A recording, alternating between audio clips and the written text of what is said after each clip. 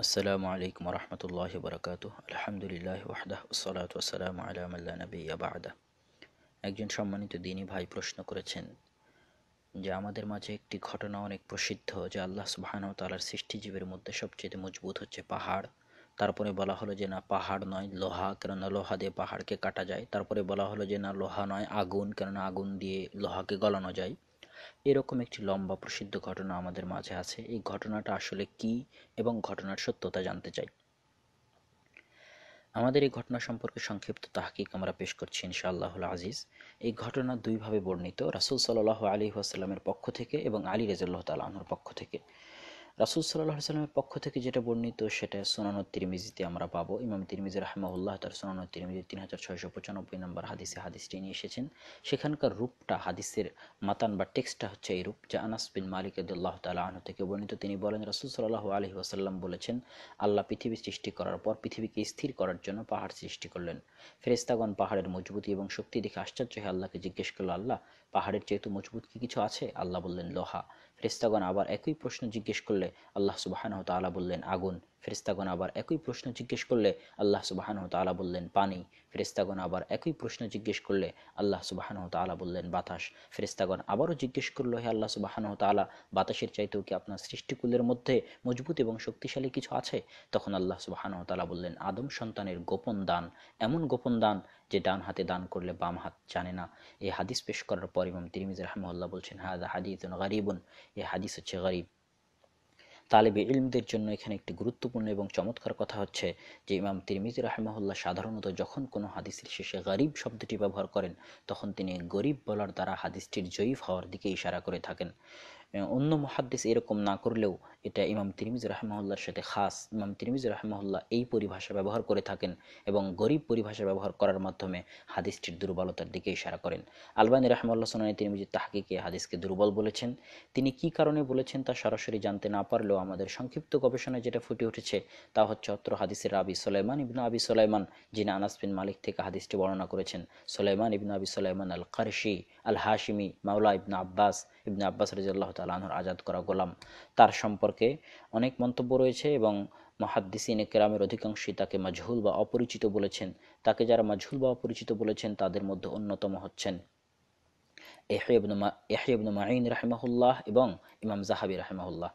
দেখুন তাজিলুল মানফাআহ, হাফিজ ইবনে হাজার আসকালানির গ্রন্থ, 417 নম্বর রাবি। এখানে ইয়াহইয়া ইবনে মাঈন রাহিমাহুল্লাহর রিওয়ায়াতটি রয়েছে, প্রথম খণ্ড 612 পৃষ্ঠা।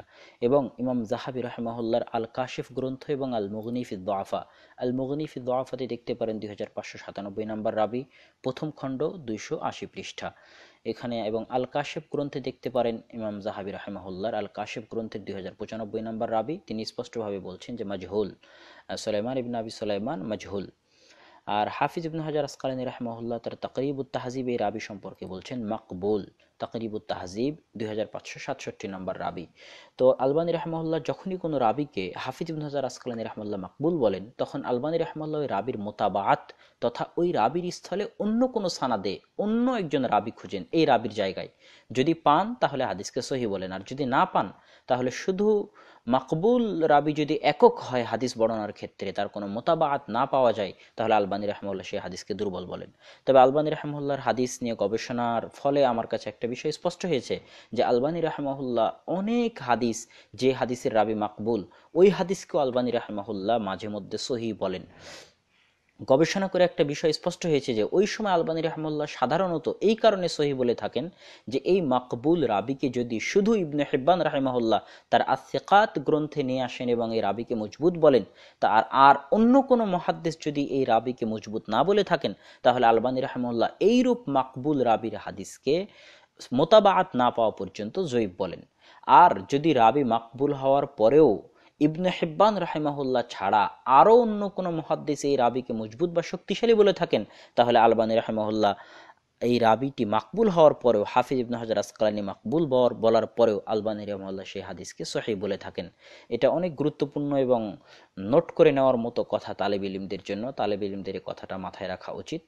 তো এই হাদিসের সংক্ষিপ্ত তাহকিকে যেটা আমাদের সামনে প্রমাণিত সেটা হাদিসটা গ্রহণযোগ্যতার স্তর পায় না একজন রাবি মাজহুল বা অপরিচিত থাকার কারণে। এখন আমরা আরেকটা সানাদ দেখতে পারি যেটা আলী রাদিয়াল্লাহু তাআলা আনহুর পক্ষ থেকে আলী রাদিয়াল্লাহু তাআলা আনহুর কথা হিসেবে আমাদের মাঝে বর্ণিত, সেটা মুআজ্জামুল আওসাত 901 নম্বর এবং আল মুজালাসা ওয়া জাওয়াহিরুল ইলম বইয়ের 2591 নম্বর। মুআজ্জামুল আওসাতের যে সানাদটা এসেছে, তার আগে আমরা শুনি যে আলী রাদিয়াল্লাহু তাআলা আনহুর হাদিসটার মূল টেক্সট বা ইবারতটা কি। আলী রাদিয়াল্লাহু তাআলা আনহুকে যখন জিজ্ঞেস করা হলো আল্লাহর সৃষ্টিজীবের মধ্যে সবচেয়ে শক্তিশালী কি, তিনি বললেন পাহাড়। তারপরে বললেন পাহাড়ের চাইতেও শক্তিশালী লোহা, তারপরে বললেন লোহার চাইতেও শক্তিশালী আগুন, তারপরে বললেন আগুনের চাইতেও শক্তিশালী পানি, তারপরে বললেন পানির চাইতেও শক্তিশালী হচ্ছে মেঘ, কেননা মেঘ পানিকে বহন করে, তারপরে বললেন মেঘের চাইতেও শক্তিশালী বাতাস, কেননা বাতাস মেঘকে পরিচালিত করে, তারপরে বললেন বাতাসের চাইতেও শক্তিশালী মানুষ, কেননা মানুষ বাতাসকে ইচ্ছা মতো ব্যবহার করতে পারে, তারপরে বললেন যে মানুষের চাইতে শক্তিশালী হচ্ছে ঘুম, কেননা মানুষ ঘুমের কাছে পরাজয় বরণ করে, ঘুম আসলে মানুষ জাগ্রত থাকতে পারে না, তারপরে বললেন ঘুমের চাইতে মজবুত হচ্ছে চিন্তা বা টেনশন, দুশ্চিন্তা, কেননা যখন দুশ্চিন্তা হয় তখন মানুষ ঘুমাতে পারে না, ঘুম তার কাছে কাবু হয়ে যায়। এতদূর পর্যন্ত মুআজ্জামুল আওসাত এবং আল মুজালাসা জাওয়াহিরুল ইলম বইয়ে পাওয়া যায়। তবে অনেক আরাবিয়ান ভাইকে আমি নকল করতে দেখেছি বা অনেক বক্তার মুখে শোনা যায় যে এরপরে তারা আরও বাড়ান যে এই দুশ্চিন্তাকে ধারণ করে রাখে অন্তর, সুতরাং অন্তর দুশ্চিন্তার চাইতে শক্তিশালী, আর এই অন্তর কাবুতে থাকে, নিয়ন্ত্রণে থাকে, প্রশান্তিতে থাকে আল্লাহ সুবহানাহু ওয়া তাআলার স্মরণে, আল্লাহ সুবহানাহু ওয়া তাআলার জিকিরে, সুতরাং আল্লাহ সুবহানাহু ওয়া তাআলার স্মরণ এবং জিকিরই হচ্ছে সবচেয়ে মজবুত এবং শক্তিশালী। তো এই বাকি অংশটুকু কোনো রেওয়ায়েতে আমি এখন পর্যন্ত পাইনি, আল্লাহু আলাম আছে কিনা, কারো কাছে জানা থাকলে অবশ্যই তারা দয়ার্দ্র হয়ে এবং সহানুভূতির সাথে জানাতে পারেন, অনেক উপকার হবে। তবে আমাদের সামনে যে রেওয়ায়াত দুটি উপস্থিত আছে আল মুআজ্জামুল আওসাত এবং আল মুজালাসা জাওয়াহিরুল ইলম বইয়ে, সেখানে এতদূর পর্যন্তই আছে যে আলী রাদিয়াল্লাহু তাআলা আনহু বললেন ফা আশাদ্দু খালকি রাব্বিকা আল হাম, আল্লাহ সুবহানাহু তাআলার সবচেয়ে মজবুত এবং শক্তি সৃষ্টি হচ্ছে দুশ্চিন্তা। এই হাদিসের রেওয়ায়েতে আমরা তাহকিক করতে যাব সানাদের ইনশাআল্লাহ। মুআজ্জামুল আওসাতের সানাদ প্রথমে দেখি। মুআজ্জামুল আওসাতের 901 নম্বর হাদিসের সানাদ আল হারিস ইবনে আব্দুল্লাহ আল আওয়ার নামে একজন রাবী রয়েছে। এই হারিস ইবনে আব্দুল্লাহ আল আওয়ারকে অনেক মুহাদ্দিসে মিথ্যুক বলেছেন। যেমন আমরা দেখতে পারি যে আল হারিস ইবনে আব্দুল্লাহ আল আওয়ারকে যে সমস্ত মুহাদ্দিস মিথ্যুক বলেছেন, সেই সমস্ত মুহাদ্দিসদের মধ্যে ইমাম শাআবী রাহিমাহুল্লাহ রয়েছেন। তাকরিবুত তাহজিবের 1029 নম্বর হাদিস দেখতে পারি। আল মুগনি ফি দুআফা ইমাম জাহাবির আল মুগনি ফি দুআফার প্রথম খণ্ড 141 পৃষ্ঠা বা 1236 নম্বর রাবি দেখতে পারি ইবনুল মাদিনী তাকে কাদ্দাব মিথ্যুক বলেছেন, দারাকুতনি দুর্বল বলেছেন, নাসাই লাইসা বিল কবি মজবুত নয় বলেছেন, ইমাম শাআবী তাকে মিথ্যুক হওয়ার অভিযোগে অভিযুক্ত করেছেন, সুতরাং এই সানাদটি গ্রহণযোগ্য নয়। আর আরেকটা যে সানাদ আমাদের সামনে বাকি রইল সেটা আল মুজালাসা ওয়া জাওয়াহিরুল ইলম বইয়ে, এই বইয়ের 2591 নম্বর হাদিস, এই হাদিসটা হুবহু ওইভাবেই এসেছে, কিন্তু এই সানাদেও যিনি আলী রাদিয়াল্লাহু তাআলা আনহু থেকে হাদিসটা বর্ণনা করছেন আব্দুল্লাহ ইবনুল কাওয়া, তার সম্পর্কে অনেক কথা রয়েছে।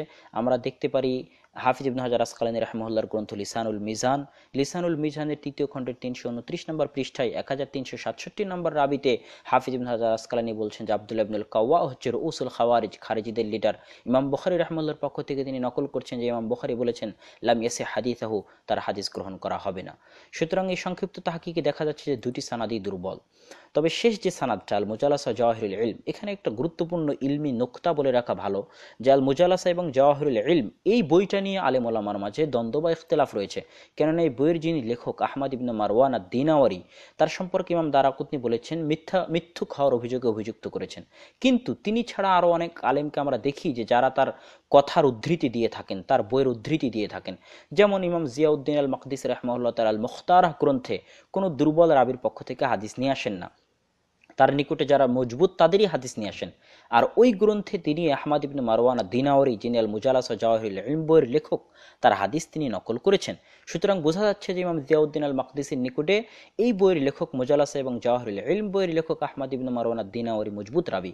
এছাড়া ইবনুল কাসির, ইমাম যাহাবি, ইবনুল কাইয়িম, ইবনে কুদামা, ইমাম মিজ্জি তাদের বইয়ে অনেক জায়গায় এই বইয়ের উদ্ধৃতি দিয়ে থাকেন। তো আল্লাহু আলাম, তারপরেও আমাদের সচেতনতা এবং আমাদের সজাগ থাকা উচিত যে এই বইয়ে কোনো হাদিস পেলে আমরা অবশ্যই আগে তাহকিক করব, কেননা যেহেতু ইমাম দারাকুতনি এই বইয়ের লেখককে মিথ্যুকর অভিযোগে অভিযুক্ত করেছেন। আল্লাহু আলাম।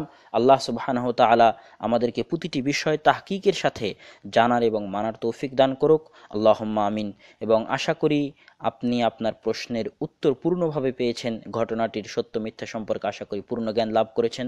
তবে একটা কথা বলা যায় যে এই ঘটনায় যে কথাগুলো বলা হয়েছে যে কোনটা কোনটা কোনটার চাইতে মজবুত, এই কথাগুলো অর্থগত দিক দিয়ে বিবেক সম্মতই মনে হয়। আল্লাহ আলাম, আল্লাহ সুবহানাহু ওয়া তাআলা ভালো জানেন। তবে আমাদের উচিত প্রতিটি ঘটনাকে তাহকিক করেই গ্রহণ করা। তাহকিকে যদি গ্রহণযোগ্য প্রমাণিত না হয় তাহলে না গ্রহণ করাই উচিত। আল্লাহ সুবহানাহু ওয়া তাআলা আমাদের তৌফিক দান করুক। আল্লাহুম্মা আমিন। ওয়াসসালামু আলাইকুম ওয়া রাহমাতুল্লাহ।